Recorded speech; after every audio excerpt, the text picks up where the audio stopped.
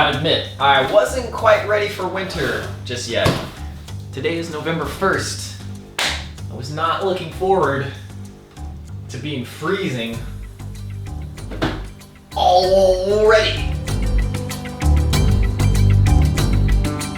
Okay, so the episode is finished, it is rendered. I'm watching it right now to make sure everything's good, which means that you'll be watching it very soon if you're a patron. You'll be watching it soon if you're not a patron. Over here, I am all packed and ready for my trip. This is for my buddy Michael, which will tell you where I'm going. Over here is my bag. I agonized for like an entire day trying to decide whether I should bring my Sony a7 III or my Panasonic GH5, and I finally landed on the GH5. Now, many of you will remember that I did a review of the a7S II and the GH5, and I ultimately said that the GH5 is a much better camera. Now, the a7 III really changes the conversation because it has incredible autofocus. Okay, so on the one hand, the a7 III, incredible low light, amazing autofocus, full frame. GH5, really like shooting with it, really easy to shoot with, incredible stabilizer. Which of those is more important? Ultimately, I decided to go with the GH5 because it's just so much easier to use. It's got a flip screen. Man, it's like, the answer is so not clear cut. I could have taken either one and still made a really good video, but it was like, which is more important? And if I could just get a camera that combines the two, here's praying for the a7S III to actually combine the two. Panasonic S1H is close. Still doesn't have the autofocus, and it's way too big, and it's ungodly expensive. But I could bring both cameras, but then I'll constantly be thinking about which camera should I use. So I need to force my hand and say, this is the camera we're using. Now, the one thing I was missing for my GH5 was a nice ultra wide. So I got the Panasonic 8-18. This lens is fantastic, dude. Gotta have an ultra wide when you're traveling. I don't care who you are, what you're doing, you need ultra wide. Ultra wide is essential to actually being able to capture everything. In fact, yeah, I would say that that's actually true, is ultra wide is so important to get a sense of establishment of your environment. Like, this is 24 millimeters. This is as wide as this lens can go. And this is 16 millimeters. You can see the room. You can be like, oh, wow, okay, yeah, all right, great, man, yeah. I'll get a sense of the environment. Anyway, my buddy AJ's coming over. Probably gonna ride bikes, get frozen yogurt. It's a running joke we have. I leave tomorrow, so hopefully I'm prepared. If I'm not, Japan is a developed country and I can find what I need. Where's my headphones? Okay, actually, I want to talk about one more thing. I could talk for hours about how the GH5 does this and the Sony doesn't do this, but the Sony does this and the GH5 doesn't do this. Literally, there's probably like 20 things that one camera does that the other camera doesn't. Oh man, it came down to so many things, but it actually wasn't the low light. The low light actually is not that big of a deal. It looks so nice on the Sony, but it looks fine on the Panasonic. Anyway, one of the things that the Panasonic does much, much better is auto white balance. It'll auto white balance quite well, and it won't flip around during the scene.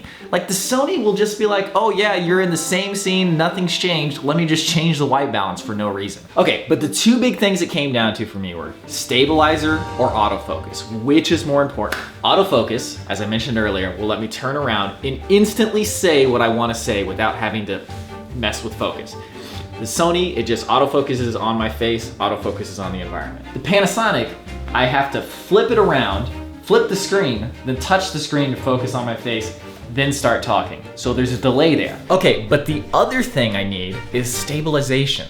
I'm gonna be walking around, shooting stuff, shooting myself, and I need the video to be stabilized. Like, I was watching my old Japan videos, they were all over the place, which is fine. I mean, you get over it pretty quickly. But I kind of want it to be more stable than that. So look how stable this is.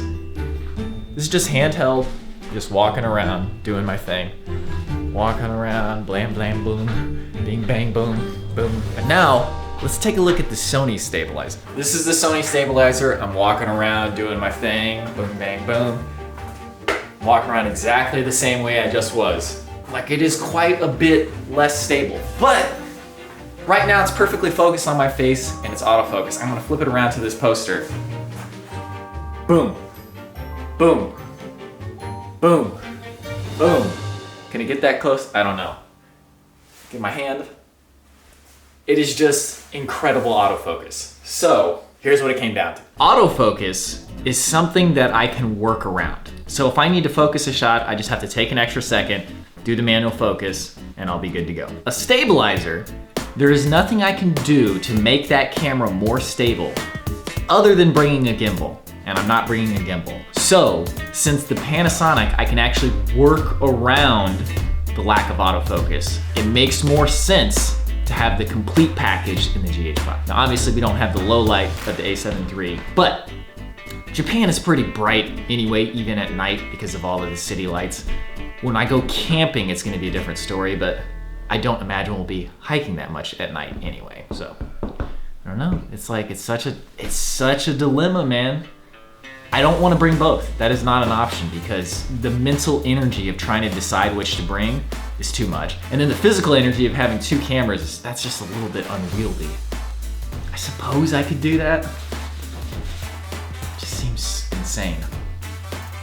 It's definitely a little insane. I mean, normally I would bring both. It's just when you're traveling, you need to be able to travel light. Like I need to have everything in one backpack for when I'm going around Japan. I can't just have too much stuff. Anyways, that's the dilemma. That was the solution I came up with. I think it's a good compromise. Okay, I just watched that edit. I'm still not convinced that I shouldn't bring both. It's just like this. I just want to make sure I've got the tools that I need when I'm there. I just don't want to have to carry all that stuff. I guess I'm gonna have to carry all that stuff. I was just picturing in my head, seeing all those city lights at night and not having that beautiful low light video.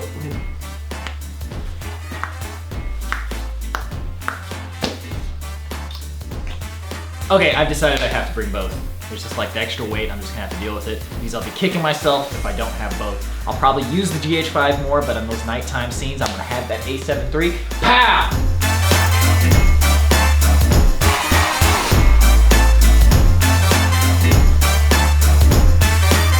Okay, this bag is at 51.9 pounds. God, it's so close. This way. These Kit Kats weigh 2 pounds. They're gonna have to go.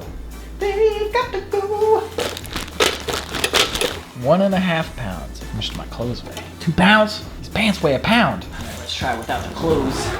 47.9. Okay. That's giving me a clear picture. How about if I just add these clothes? 48.9.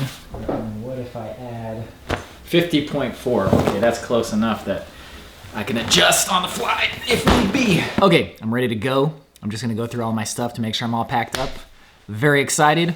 We shall see what happens. I don't know what I'm gonna be doing yet, but when I get there, I've given myself an entire week to adjust to jet lag before I do anything else. So it's just gonna be staying at Michael's place, playing video games, hanging out, maybe doing a little bit of exploring, but mostly just getting accustomed to jet lag. Then the next 2 weeks after that, it's gonna be 2 weeks with a Japan Rail Pass that will let me go anywhere in Japan. Until then, thank you for watching. See you in that one.